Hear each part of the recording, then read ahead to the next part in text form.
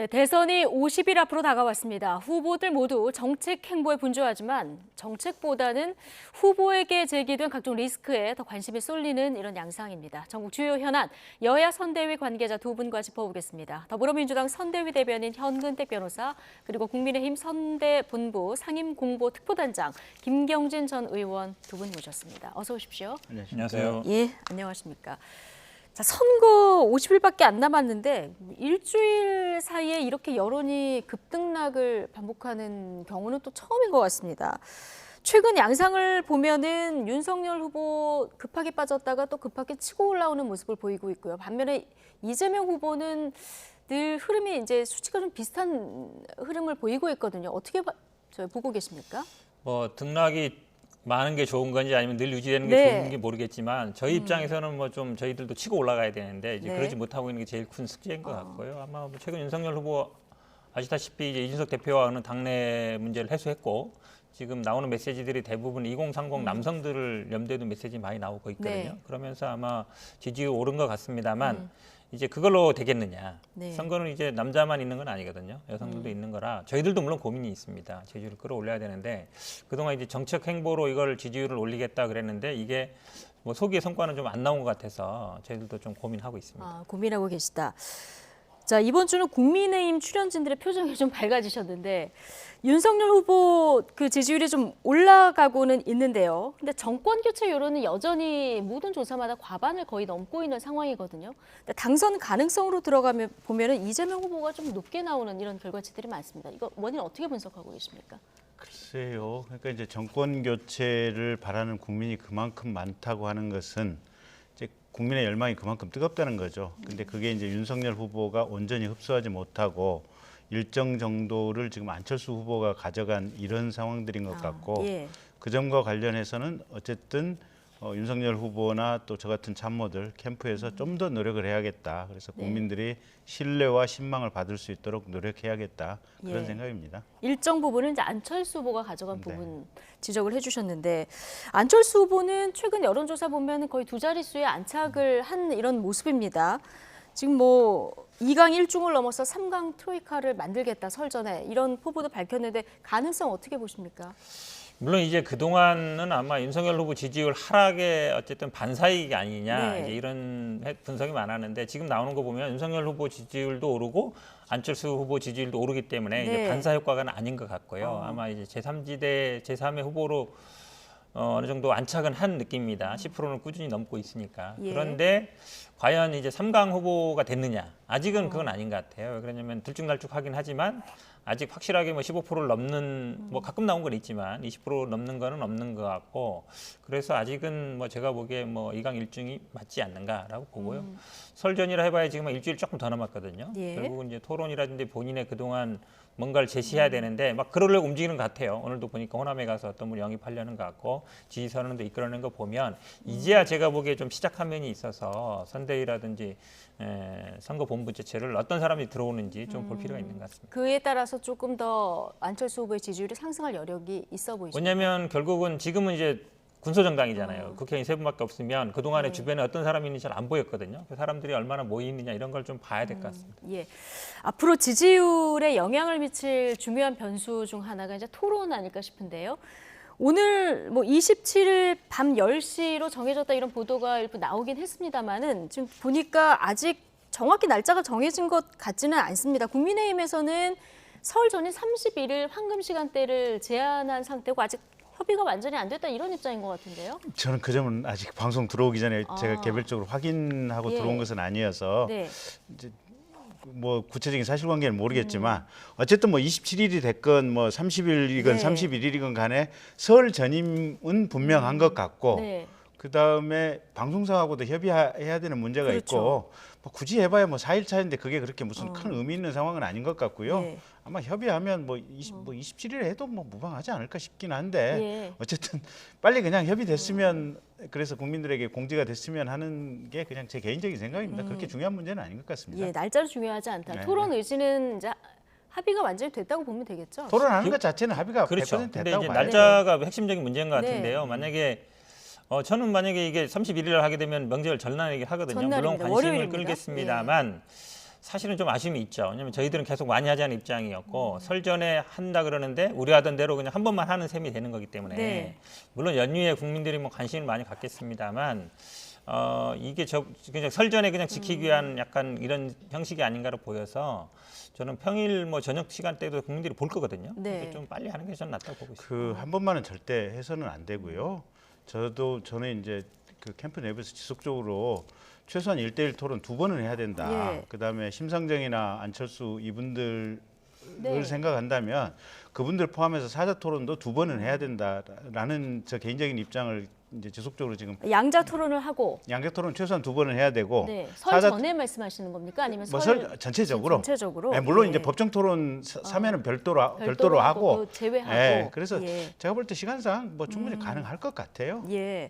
저는 김경진 의원님 의견대로 됐으면 좋겠습니다. 저희 당 네. 입장에서는 뭐 3자든 4자든 무조건 하자는 주의였기 때문에 무조건 많이 하자. 그렇죠. 예. 근데 왜냐하면 이게 잘 협의가 안 되다 보니까 물론 주체는 방송국입니다만 방송국 후보들한테 제안했을 때 그 응해야 되거든요. 그러다 예. 보니까 안 되고 있어서 예. 말씀처럼 3자든 4자든 뭐 설전에 한 번만 하면 국민들한테 예의가 아닙니다. 저는 뭐 예. 안철수 후보도 당연히 같이 할 자격이 된다 보고요. 아니, 저는 그 뭐 반발이 거세더라고요. 선관위 항의 방문도 했고 이게 법적으로도 좀 문제가 있다 이렇게 얘기를 안철수 하고 후보 있는데. 빠지는 건 조금 이상하긴 해요. 지금 예. 지지율이 10% 가까이 예. 나오니까 거기다 정당까지 있고 의원도 3분이나 되시다 보니까 조금 이상하긴 해요. 지금 예. 상황이. 그러면은 근데 이게 방송사의 의견도 중요합니다만은 협상의 여지가 좀 있을까요? 아니 근데 둘이 1대1 네. 토론하는 게 불법은 아니에요. 예, 불법은 아니다. 불법은 일단. 아니기 때문에 네. 합의해서 하면 돼요. 그래서 그런 차원에서 지금 합의가 진행이 되고 있고 네. 최소한 앵커 말씀대로라도 27일이냐 31일이냐 그 차이만 있지 어차피 지금 열리는 건 지금 네. 이 양자 토론이 열리는 건 확실한 거예요. 예. 확실하고 그다음에 이 안철수 후보를 포함한 사자 토론도 반드시 열려야 된다라고 생각을 하고 있어요. 그렇게 될 거예요. 예.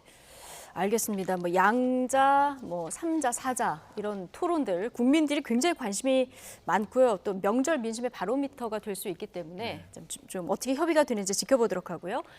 자, 지지율 추이 앞서 지켜봤습니다만 선대위 재편 후 지지율 회복 조짐을 보이고 있는 윤석열 후보. 그런데 계속되는 배우자 리스크 극복도 여전한 과제입니다. 김건희 씨 통화 내용 그 MBC 보도 관련한 파장도 좀 이어지고 있는데요. 오늘 아침 정치권 발언 듣고 이야기 이어가겠습니다. 머리카락 그렇죠. 하나 앞에 이렇게 떨어뜨리고 뭐 예, 이랬던 무슨 가녀린 소녀 같은 이미지였잖아요, 김건희 씨가. 그렇죠. 예. 근데 뭐 이번에 뭐 보니까 여장부에다가 상당히 그 기가 센. 아니 본인이 뭐 자기가 기가 더 세다고 웬만한 도사들보다. 도사. 예. 예, 그러니까 그 아주 여장부도 그런 여장부가 없을 것 같은 느낌을 주고.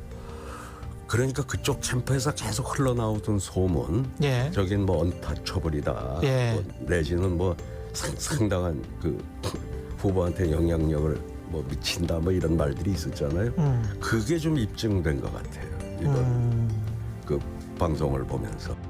공공의 이익을 위해서 또는 방송 전파의 공공성을 생각하면 예를 들어 윤석열 후보에 대해서 이만큼 검증을 했다면 이재명 후보에게도 동일한 시간, 동일한 방법으로 검증을 해야 돼요. 근데 과연 이재명 후보에 대해서 우리 MBC에서 그런 검증을 한 적이 있나요? 특히 훨씬 더 악랄하고 차마 그 온 국민이 경악할 수 있는 그런 음성 파일이 있단 말이에요. 근데 그거 소개했습니다. 이른바 형수 욕설 말씀하시는 거죠? 그뿐만이 아니에요. 뭐 형님한테 욕하고 뭐 온갖 지금 뭐 그러면 있죠. 네. 자, 두 분 이야기 듣고 왔는데요. 먼저 유인태 전 사무총장 이야기부터 보면 언터처블, 후보에게 상당한 영향력을 미친다는 게 입증된 것 같다 이런 분석을 내놨는데요. 김경진 전 의원님 생각은 어떠십니까? 글쎄요. 우리 앵커께서도 지금 결혼하셨잖아요. 네.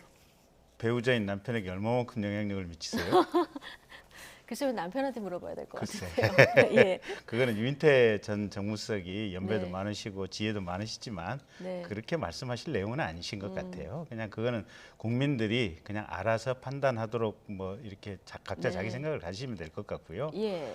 그 저는 이 건에 대해서 가장 근본적으로 우리 언론이란 무엇인가, 특히 공영방송이란 무엇인가, 제가 20대 국회 때 2016년부터 2020년까지 과방위에서 4년 내내 있었거든요. 과학에 관심이 있어서 갔지만 방송도 같이 둘러볼 기회가 4년 내내 있었어요. 그때 저는 보면서 놀랬던 게 네. 2016년까지는 MBC가 박근혜 대통령 시절에는 보수 정당의 철학을 가지고 보수 지향적인 방송으로 집중적으로 그 방향으로 갔어요. 문재인 대통령이 당선되고 나서 한 1년쯤 지나니까 그 1년의 과정 동안에 MBC 박문진 이사들이 예. 무슨 카드 사용한 것 가지고 뭐 이상한 것 가지고 내부에서 감사받고 이러더니 슬금슬금 다 바뀌어요 보니까. 예. 그러더니 한 1년쯤 지나고 나서 MBC의 논조가 보니까 180도로 바뀌어 있어요. 네. 근데 세상에 전파를 타고 가는 공영방송이 예.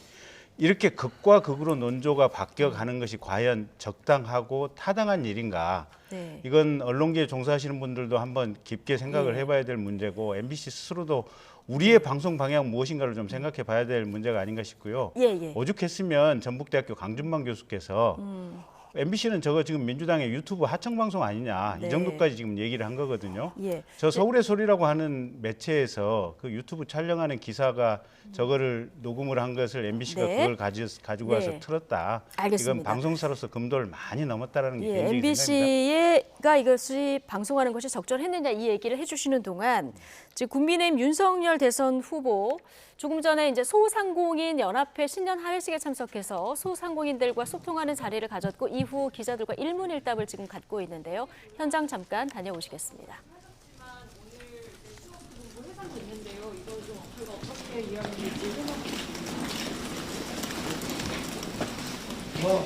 국민들께서 혹시나 그 오해 소지를 갖고 계신다면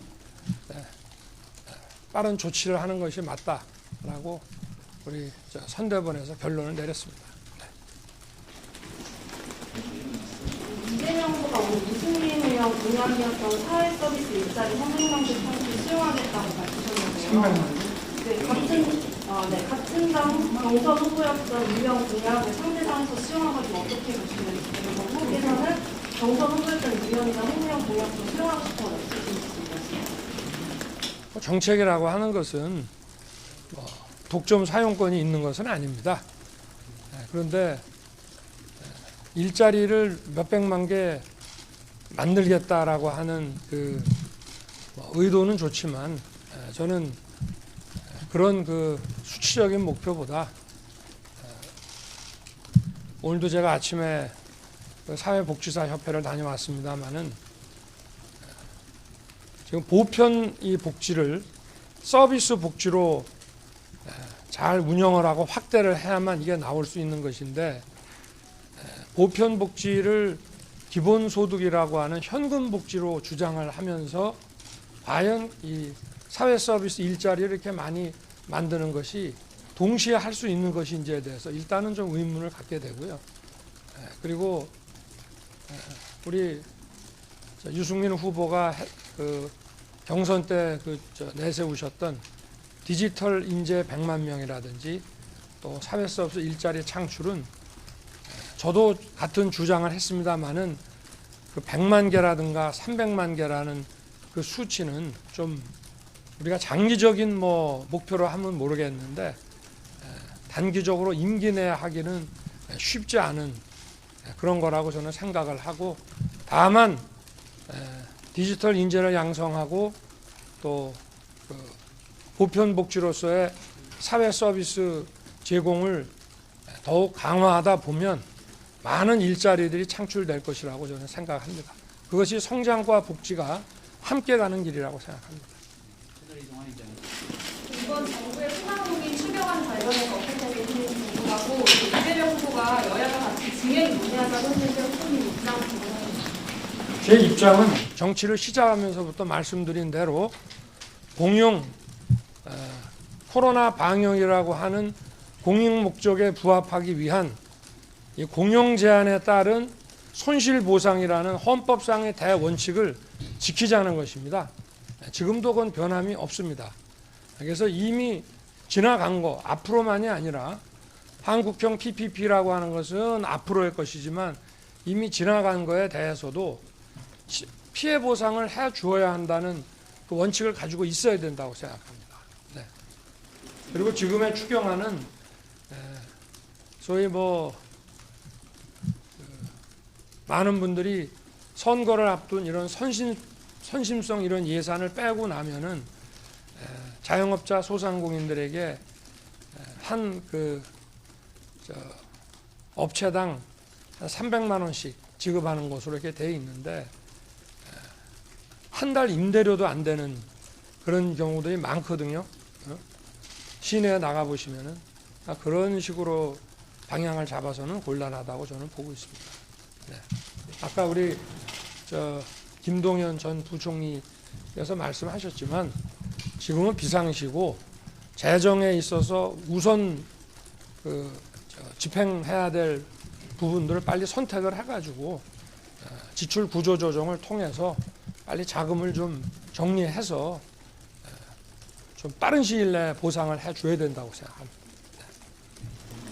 그러면 원장님께서 아까 이재명 후보가 말한 대로 대선 전에 추경 처분을 요구하는 고민을 하시는 거죠? 당연히 저는 빨리 집권 여당에서 대통령과 행정부에 얘기를 해가지고 추경안을 좀 보내서 국회에서 논의를 하자 했는데 14조짜리 거기에다가 이런 또 별도의 이런 선심성 예산을 빼고 나면 소상공인 자영업자의 손실 그 보상에 대한 돈은 얼마 되지도 않고 일률적으로 그것도 똑같이 300만 원 주자는 그런 자금이기 때문에 이런 추경 같으면은 아예 정부 여야가 머리를 맞대고 제대로 된 보상할 수 있는 추경안을 만들자라고 주장한 것입니다. 네. 우리 원내대표께서도 아마 그렇게 말씀을 하신 걸로 알고 있습니다. 다음 일정 대비는 한 가지 정도 김건희 씨의 입금 관련 발언에 대해서 공식 사과를 이제 요구를 했는데요. 거기에 대한 입장은 저는 거기에 대해서 드릴 말씀이 없습니다. 네. 더 이상 드릴 말씀이 없습니다. 어제 말씀드린 게 전부고요. 네. 대표가 김건희 씨 유튜브 언급하면서 사적인 통화의 대체가 2차 가해가 아니라고 말씀을 했는데 이 의견에 좀 동의하시나요? 거기에 대해서 제가 더 이상 드릴 말씀이 없습니다. 관련돼서 어쨌든 그래서 얘기를 좀 했고요. 이 정도로 오늘 브리핑은 30%로 걸려서 마지막 질문 하나만 바꿔서 해야겠습니다. 앞으로 말씀하시죠. 안철수 쪽에서는 본인의 개열된 토론이 좀 이상하다. 양당 토론하는 건 잘못됐고 다른 거는 다 같이 토론해야 된다고 말하고 있는데 이거에 대해서 어떻게 생각하세요? TV 토론 문제는 협상 실무진에게 완전히 맡겨놨기 때문에 제가 여기서 더 드릴 말씀이 없습니다. 네, 고맙습니다. 오늘 이 정도로 수고하십시오. 마무리하겠습니다. 감사합니다. 네, 소상공인 연합회 신년 할애식에 참석하고 나오는 길에 기자들의 질의에 답변하는 윤석열 후보 발언 듣고 오셨고요.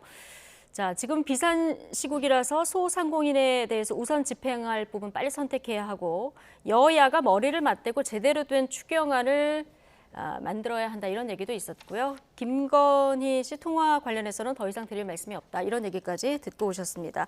저희가 이제 후보들 행보 뒤에 질의응답 내용을 이재명 후보도 하루에 한 차례, 윤석열 후보도 하루에 한 차례 이제 방송해 드리려고 하고 있는데요. 지금 윤석열 후보가 이 시간대 발언이 있어서 전해드렸습니다.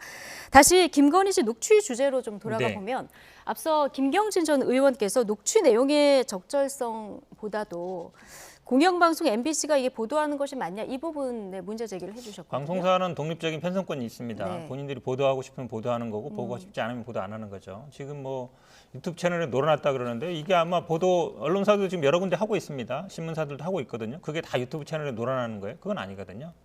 MBC의 편파성 말씀하시는데 MBC가 암흑한 계절이 있었습니다. 이명박 박근혜 정부 때 굉장히 탄압을 많이 당했어요. 실내 링크에도 보내고 여기저기 막 보내고 그랬거든요. 그렇게 탄압을 안 했으면 그런 일이 없었겠죠. 확 달라졌다 그러는데 보도 태도가 제가 보기엔 자율성을 존중 안 했기 때문에 벌어진 문제로 보고 있고요. 지금 이걸 자꾸 이제 형수 욕설 문제라고 연결하시는데 이게 경기도지사 선거 때는요, 심지어 그 홈페이지에 올려놓기까지 했어요, 유튜브까지. 그리고 선거 유세차 틀겠다 막 이렇게 했었거든요. 그 당시에 아마 보수 유튜버 100만 넘는 데서는 다 보도했었습니다. 저희들도 그럼 이 녹취 파일을 홈페이지에 올리고 유세차에 틀까요? 그러니까 본인들이 했던 거는 생각 안 하시고 지금 이거 가지고 문제 제기하는데 뉴스라는 거는요, 이 형수욕설 문제는 10년도 더 된 문제입니다. 계속 울겨 먹은 거죠. 10년 동안 울겨 먹어서 이제 더 울겨 넣어도 국물도 안 나와요. 그러니까 갖다 주시니 말든지 갖다 주시고 보도하는 거는 그냥 언론사에 맡기는 되는 겁니다. 예. 이거를 제가 보기에는 오히려 문제를 잘못 짚으신 게 이번에 이제 그 7시간 녹취 파일을 갖다 주고 그거에 대해 반론권을 보장해라 이렇게 가야 되는 것이지 그거 보도했으니까 이것도 보도해달라 항의 방문해서 그 파일도 갖다 주시고 항의 방문해서 보도하라고 한번 해보세요. 그러면 아마 파일 국민들이 아마 잘 볼 겁니다. 보낸 것으로 파일을 뭐 아마 알려줘- 예. 그때 갖다 줬어요. 이미. 그 김기현 원내대표께서 네. 전달했다라고 이제 보도 나온 걸 전 네. 들었고요. 재밌는 거는 이번에 그 형수 욕설 파일을 민주당 마지막 후보 선출 전당대회장 들어가는 입구에서 이낙연 후보 지지자로 추정되시는 분이 그 앞에서 틀고 있었죠. 예. 그리고 얼마 전에는 부산의 시내 중심가에서 사실은 깨시민당인가요? 그쪽에 아마 친문 쪽에 아마 적극적인 민주당 당원들이 그쪽에서 이재명 후보 내려가라라고 하는 집회를 하면서 정작 네. 민주당 당원들이 지금 부산에서 들었던 걸로 기억하고 있는데 어쨌든 이게 최소한 공영방송이라고 한다면 그리고 공적 기재인 전파를 사용한다고 한다면 예. 최소한의 보도의 균형은 맞춰야 되는데 MBC는 특정 후보를 위한 하청 방송을 하고 있다라고 하는 게 제 개인적인 시각입니다. 예.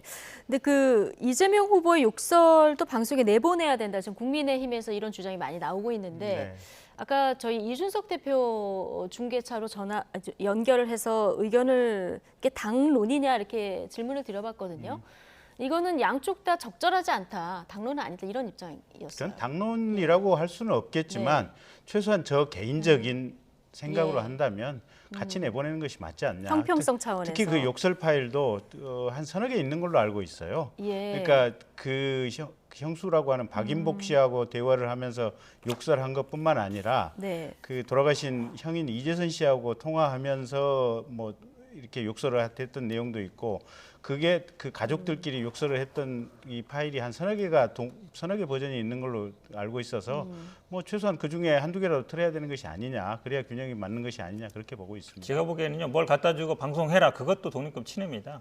방송할지 말지 여부는 언론사에 선택하는 거예요. 그러니까 갖다 주시는 건 상관없습니다. 근데 방송 안 한다고 또 항의하고 또 뭐 재판하고 그러실지 모르겠지만 제가 말씀드렸잖아요.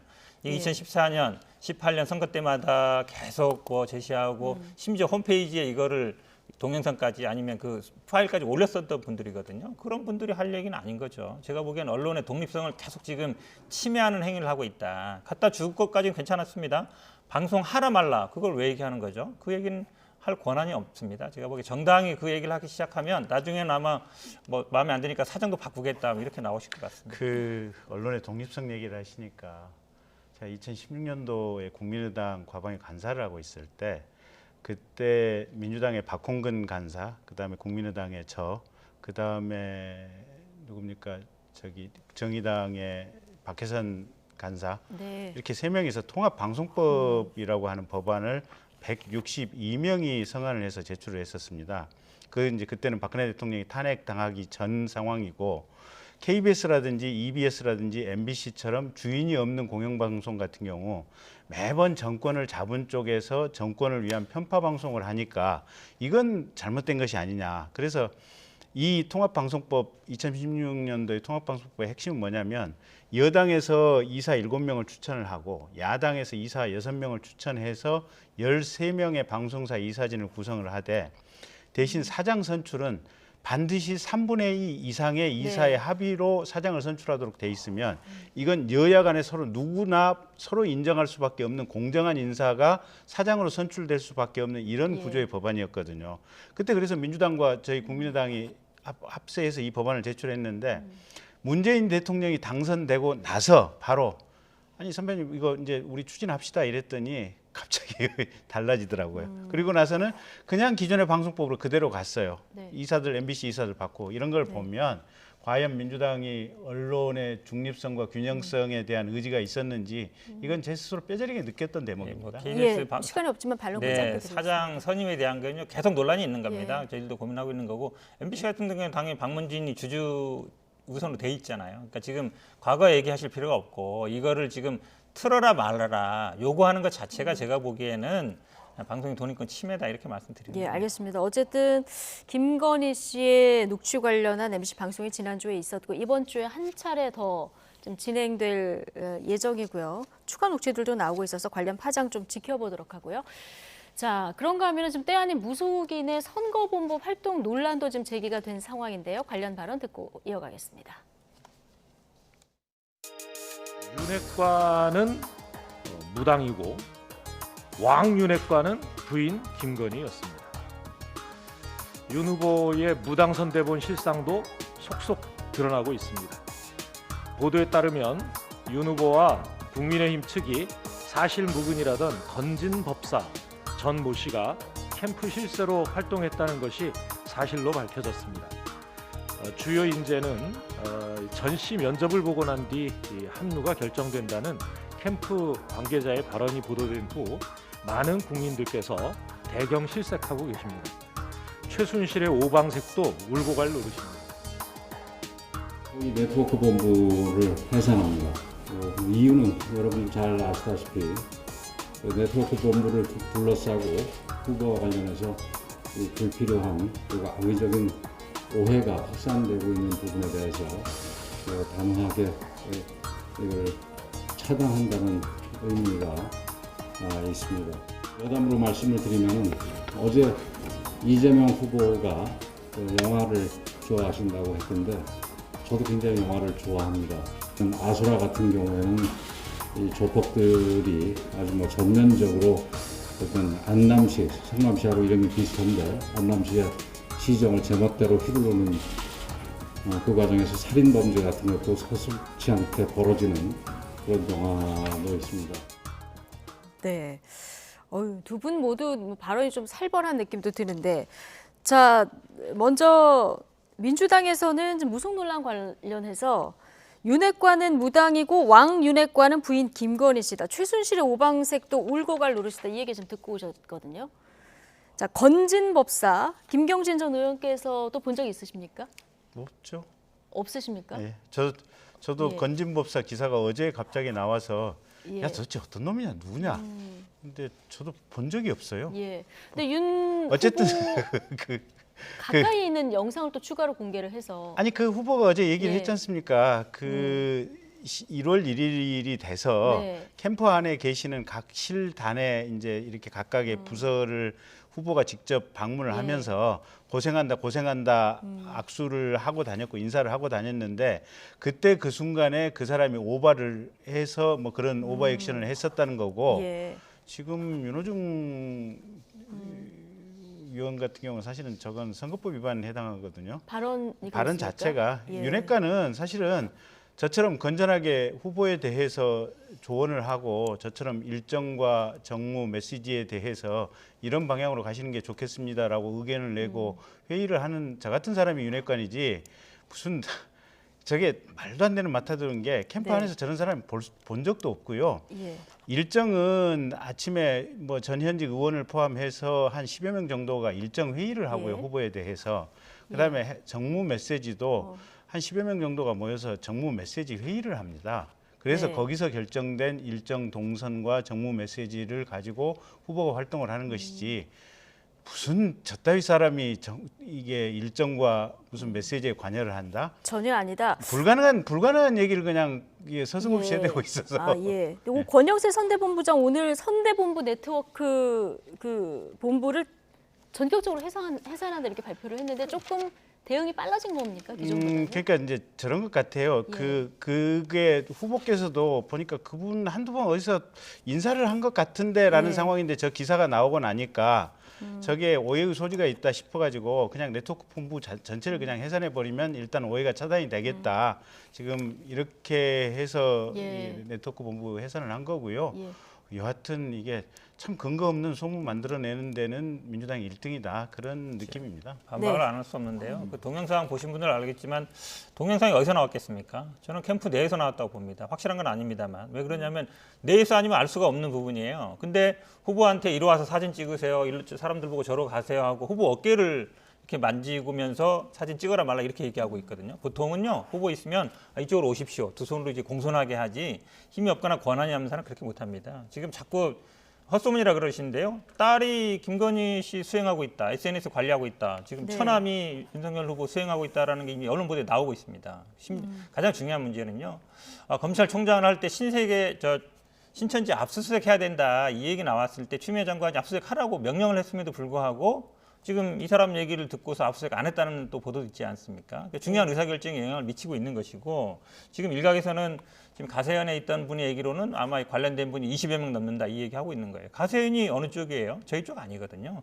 다 내부에서 걱정하고 있기 때문에 동영상도 나오고 이런 폭로가 나오는 겁니다. 이 사람도 손절해야 된다 이렇게 나오는 거고 있는 겁니다. 예. 얼마나 이게 심각하면 내부에서 그런 얘기가 나오겠습니까? 네. 어제 언론 보도에도 보면요.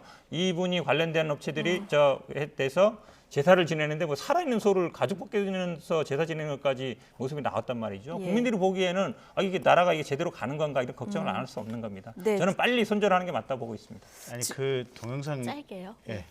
그 동영상에는 아마 그 뒤쪽 살펴보면 제 얼굴도 있을 겁니다. 김경진 전 예, 왜냐하면 얼굴도 그러니까 있을 후보가 각 실국을 계속 돌면서 각별 악수하고 격려를 하고 예. 이런 과정이고 그 장면을 뒤따라다니는 이게 카메라 촬영 기사가 다 찍었던 부분 중에 일부거든요. 예. 보면 그래서 틀림없이 제가 있는 방도 있을 거예요. 네. 근데 저게 지금 후보가 만약에 저분을 문제고 무슨 무속인이고 네네. 이 실체를 알았다면 예. 그런 걸 찍을 리가 없죠. 예. 알겠습니다. 네.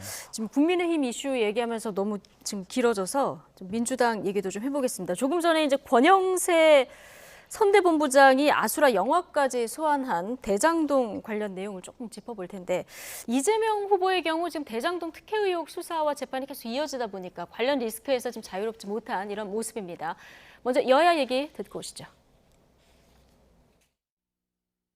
정기상 부실장이 결재했다는 7천 건의 문서 중에 대장동 초과이익 환수조항 삭제, 특혜와 관련된 문건이 없었을 리가 마무하다는 것이 상식입니다. 하지만 검찰은 정기상 부실장에 대한 압수수색은 신용도 하지 않았고 소환 조사는 여론에 떠밀려 구색 맞추기식으로 했을 뿐입니다. 이런 검찰에게 대장동 이재명 게이트의 진실 규명을 기대할 수 없는 것은 자명한 이치입니다. 검찰이 문개기를 위한 수사쇼를 하는 사이에 대장동 개발 사업 핵심 관계자 2명이 스스로 극단적 선택을 했습니다. 정진상 전 정책실장, 지금 비서실 부실장을 맡고 있는데요. 정 실장 관련해서는 그가 성남시장 또 경기도지사 비서였기 때문에 그 결재 라인에 있었기 때문에 보고서 뭐 어떤 결재를 한 것은 사실이겠지만 그가 최종적 결정자도 아니었고 네. 최초 기한자도 아니었습니다. 실무 책임자도 아니었기 때문에 저는 뭐 그가 금전수수가 나오지 않는다면 그에게 어떤 책임을 묻기는 불가능할 거라고 보고 쉽게 말하면 사법 처리로 안 갈 거다라고 보시는 예, 제가 정진상 실장을 한 2010여 년도부터 지금까지 쭉 지켜보고 있지만 그런 사람이 아닙니다. 그냥 참고인 조사를 받은 것 뭐 그런 정도에 불과할 거라고 생각하고 있습니다.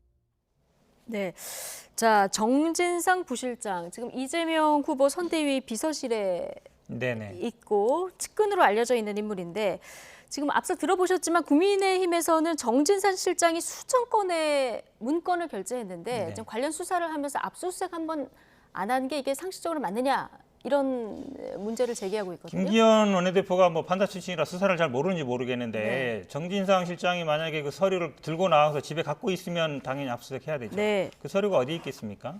성남시에 있는 겁니다. 성남시 압수수색했습니다. 그래서 예. 정진상 실장에 대해서 뭘 압수수색하라는 거예요? 예를 들어 그 당시에 대장동 관련된 문건을 다 집에 갖고 와가지고 보관하고 있으면 당연히 압수수색해야 되는 거죠. 말이 안 맞는 얘기다. 그리고 이게 지금 2015년, 16년에 이미 그 당시에 난 거예요. 뭐 아마 이제 핸드폰 이런 거 얘기하시는 것 같은데 그것도 지금 5년, 6년 지나지 않습니까? 예. 보통 핸드폰 1, 2년마다 한 번씩 다 바꾸는 게 상례입니다. 그럼 말이 안 되는 얘기를 하고 있는 것이고 어떻게든 이거를 이제 연결시키고 싶은 건데 서류에 사인 한 거 이미 언론에도 많이 보도되지 않았습니까? 그거 보면 되는 것이죠. 이미 검찰이 아마 서류는 다 갖고 있을 것이다. 그래서 그렇게 본다 그러면 지금 얘기처럼 다른 분들도 아마 다 문제되는 거는 돈을 받았기 때문에 대부분 문제가 되고 있는 거예요. 네. 저희들이 계속 수사는 왜 돈을 안 쫓아가냐, 말만 쫓아가고 예. 그 얘기하고 있는 거거든요. 그러니까 돈을 쫓아가라, 돈 받았으면 받았으면 당연히 처벌받아야 되겠죠. 근데 돈 받은 게 없으면 뭐가 문제된다는 걸 잘 모르겠습니다. 그러니까 네. 어디에서 뭘 압수수색하라는 건지 김기현 원내대표가 제가 보기에는 엉뚱한 얘기하고 있다라고 봅니다. 예. 지금 정진상 부실장 같은 경우는 직권남용 혐의 수사를 받고 있는데 공소시효 얼마 안 남은 것으로 지금 알고 있는데요. 어쨌든 지금 정성호 의원 얘기 들어보면은 실무 책임자가 아니었기 때문에 금전수수가 나오지 않는다면 책임 묻기는 어려울 것이다 이런 얘기를 하고 있거든요. 네. 얼마 전에 김몽기 씨 돌아가셨잖아요. 네. 유한기 씨 돌아가셨잖아요. 유동규 씨도 구속되기 전에 극단적인 선택을 하려고 했었던 것으로 알려졌잖아요. 그 구체적인 세부 내역까지는 더 이상 뭐 밖으로 알려지진 않았지만 두 분이 돌아가셨고 한 분은 극단적인 선택을 하려고 했고 다 대장동 개발의 핵심되는 분들이고 그다음에 실무자 중 한 분은 엊그제 법정에 나와서 사실은 거기 압력이 있었던 것 같다. 네. 이런 취지의 말씀을 하셨잖아요. 그 아까 권영세 단장 얘기했는데 SBS에서 2018년도에 그것이 알고 싶다 프로그램을 보면 당시 성남시의 조직폭력배, 특히 이재명 시장과 조직폭력배 관련 문제는 공영방송에서도 취재를 해서 이게 나간 부분이 있거든요. 그래서 혹시 이 방송을 보고 계시는 국민들께서는 그 부분 한번 찾아서 보시고 국민들께서 정말로 이번 선거를 하시는데 한번 잘 생각해 보시고 판단의 요소로 삼으십사라는 말씀을 올리겠습니다. 예. 자, 대장동 의혹도 두 분 말씀 들어보면 여전히 이제 살아있는 리스크처럼 보이는데 앞으로 어떤 대선판에 영향이 있을지 좀 지켜보도록 하죠. 더불어민주당 선대위 대변인 현근택 변호사 그리고 국민의힘 선대본부 상임공보특보단장 김경진 전 의원 오늘 두 분과 함께했습니다. 고맙습니다.